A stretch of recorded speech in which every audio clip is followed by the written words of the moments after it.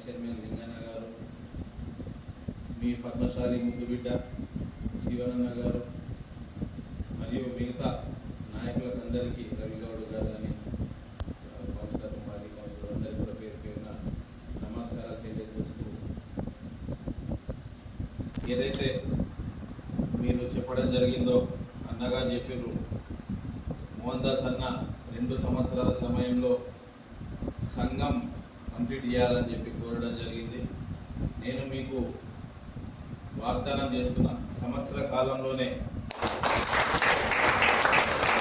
మనం కంప్లీట్ చేసుకుందామని చెప్పి కూడా ఈ సందర్భంగా తెలియజేస్తున్నా. గతంలో ఉన్న నిధులు నాకు తెలిసి అవి నిధులన్నీ కూడా ల్యాప్స్ అయిపోయినాయి. తొందరలోనే 20 నుంచి 25 లక్షల నిధుల్ని సంఘం కోసం కేటాయిస్తానని చెప్పి కూడా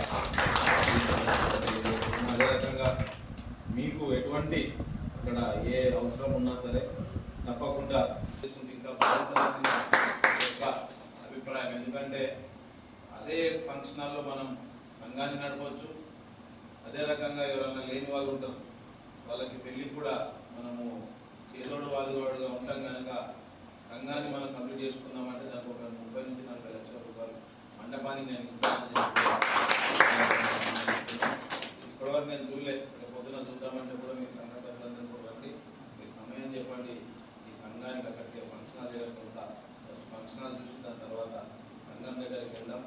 ఈ 2 కంప్లీట్ చేసే బాధ్యత నాది. అట్లనే ఇందాక ప్రతినిధులు చెప్పినట్టు సునీల కాంగ్రెస్ ప్రభుత్వం ఉంది, మనం ఇప్పటికే నష్టపోయినాం.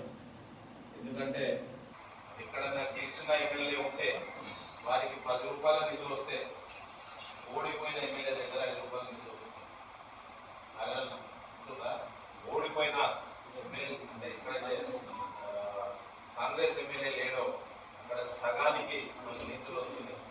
మనకున్న మంచి మంత్రులతో కానీ ముఖ్యమంత్రి గారితో కానీ ఉన్న సాన్నిధ్యంతో మనం చాలా వరకు నిధులు